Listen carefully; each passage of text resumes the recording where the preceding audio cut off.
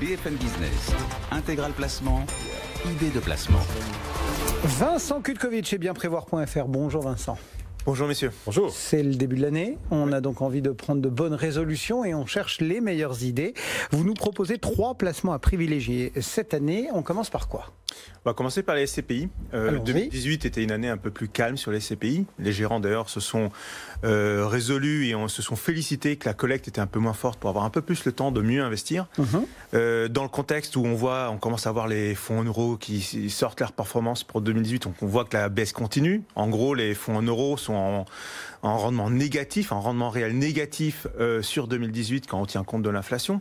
Donc aujourd'hui, lorsqu'on cherche un placement plutôt sécurisé, diversifié, sécurisé, aujourd'hui, il est de bon ton, je pense, de retourner s'intéresser après la pause de 2018 aux SCPI de rendement, et notamment de bureaux. Bon, qu'est-ce qui va se passer en 2019 pour que vous ayez à ce point envie qu'on s'intéresse aux SCPI de rendement ? Alors, plusieurs choses. Déjà, la loi Pacte arrive et va permettre aux SCPI de rendement d'accroître encore leur capacité de diversification à l'étranger. Donc ça, c'est quelque chose qu'on observe depuis un certain temps. Il y a un certain nombre de SCPI qui se sont tournés vers l'étranger pour diversifier leur patrimoine. Et là, on a vu en fait que grâce à la loi Pacte, qui devrait arriver dans les mois qui viennent, on va pouvoir encore accroître cette possibilité. La diversification, c'est toujours un indicateur majeur qu'on recherche dans ce genre de solution. Deuxième analyse qu'on a faite, on a fait une analyse très précise sur le fait qu'aujourd'hui, en fait, lorsque vous comparez la valeur de patrimoine des SCPI, notamment de bureaux, par rapport à l'évolution du prix de l'immobilier de façon l'immobilier dans son ensemble, on se rend compte qu'en fait, les SCPI ont un peu un train de retard sur la valorisation de leur patrimoine. Et vous savez que les SCPI sont extrêmement contrôlés par l'autorité de marché financier qui impose une règle qui, à chaque fois qu'il y a une valeur d'expertise qui est réalisée, donc chaque année à minima pour les SCPI, s'il y a un écart de plus ou moins 10%, la SCPI, le gérant doit revaloriser son patrimoine. Et donc là, on arrive à un moment où on se rend compte qu'on se rapproche des 10% pour un certain nombre de SCPI. Et donc, on anticipe le fait que dans le premier trimestre, ou en tout cas dans le premier semestre, il y a un certain nombre de SCPI majeurs sur le marché qui vont être obligés de revaloriser leur patrimoine. Donc ça, c'est un bénéfice immédiat pour l'investisseur s'il investit maintenant. Ça lui permet généralement d'amortir les frais d'acquisition dès la première année. Sauf exception, quand on parle de SCPI, on parle beaucoup d'immobilier d'entreprise. Ouais. Comment se porte le secteur en ce moment ? Il se porte plutôt bien. Les indicateurs, on suit quelques indicateurs majeurs sur le secteur des bureaux, notamment à Paris, en Ile-de-France. On voit que les taux de vacances, c'est-à-dire le nombre de biens non loués, est très très faible. À Paris, on est autour de 2%, c'est un record historique. À la Défense, là, on a connu des 8% à certaines périodes, on est à 4,5%. Donc c'est des taux de vacances très faibles. Par ailleurs, ce qu'on observe aussi, et ça tous les gérants sont d'accord pour l'indiquer, le fait qu'aujourd'hui, et pendant un certain nombre d'années, vous aviez l'habitude, lorsqu'une entreprise prenait un bail sur des plateaux de plusieurs milliers de mètres carrés, elle négociait une sorte de franchise de loyer. Bon, ces mesures d'accompagnement-là sont en train de disparaître. Ça, c'est un tampon en fait sur le marché. Lorsque ces mesures d'accompagnement disparaissent, aujourd'hui, on a vu des baisses de l'ordre de 30 à 40% de ces mesures d'accompagnement. Et ça veut dire que les loyers vont finir par augmenter assez rapidement. Bon. Ça, c'est voilà, les quelques axiomes de base qu'on pouvait se livrer sur ce monde des SCPI. Ouais. Qu'est-ce que vous nous proposez d'autre ? Autre sujet aujourd'hui qui correspond à une vraie demande, je pense, du marché patrimonial, c'est l'assurance vie au Luxembourg. On a observé, nous, que, par exemple, lorsque vous regardez dans le passé, sur ces 3 dernières années, il y a des moments où il y a un certain nombre d'inquiétudes qui apparaissent en France, dans le domaine de l'épargne, ou en tout cas dans le domaine économique au sens large. Et là, aujourd'hui, on en a un. On a un moment de crispation avec le mouvement des Gilets jaunes.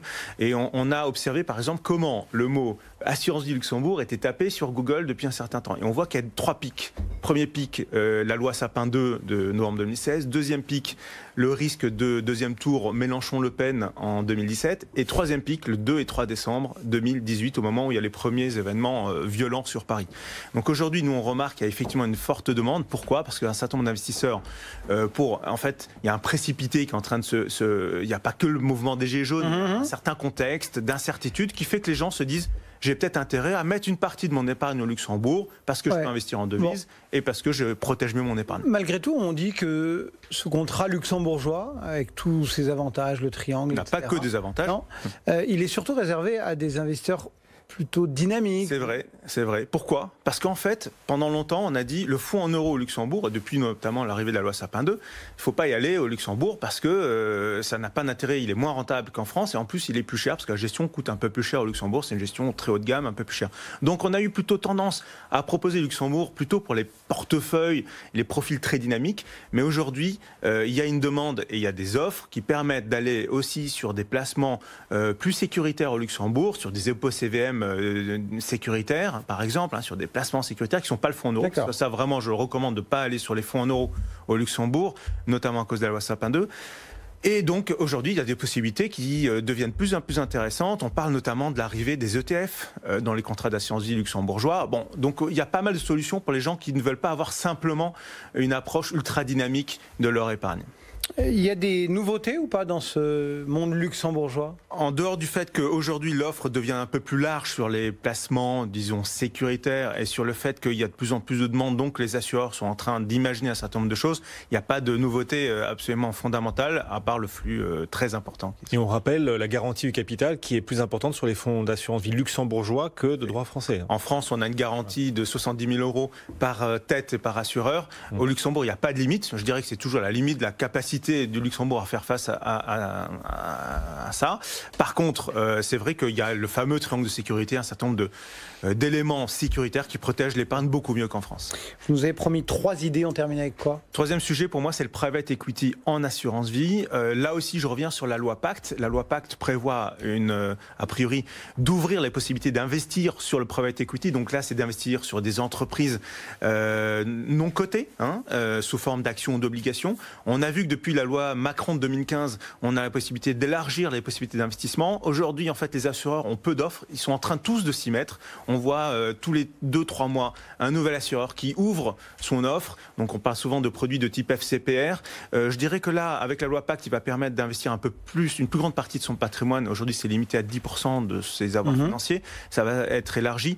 Donc, probablement qu'on va voir arriver des produits en 2019, fin 2019, de type comme les OPCI dans le domaine de l'immobilier d'entreprise, avec des produits où il y a de la liquidité et de l'investissement sur des supports type private equity, ce qui devrait démocratiser l'accès à ces produits-là. Je dirais que si on a envie vraiment de faire du private equity, on peut aussi le faire au Luxembourg aujourd'hui dans des conditions encore plus accessibles qu'en France. Merci beaucoup Vincent. Vincent Kutkovic et bienprévoir.fr.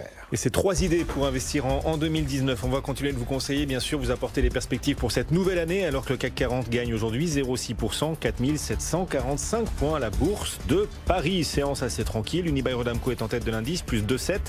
Et puis à la baisse, en revanche, Bouygues qui subit un abaissement d'opinion. Bouygues et Lanterne Rouge, donc à moins 2,3%.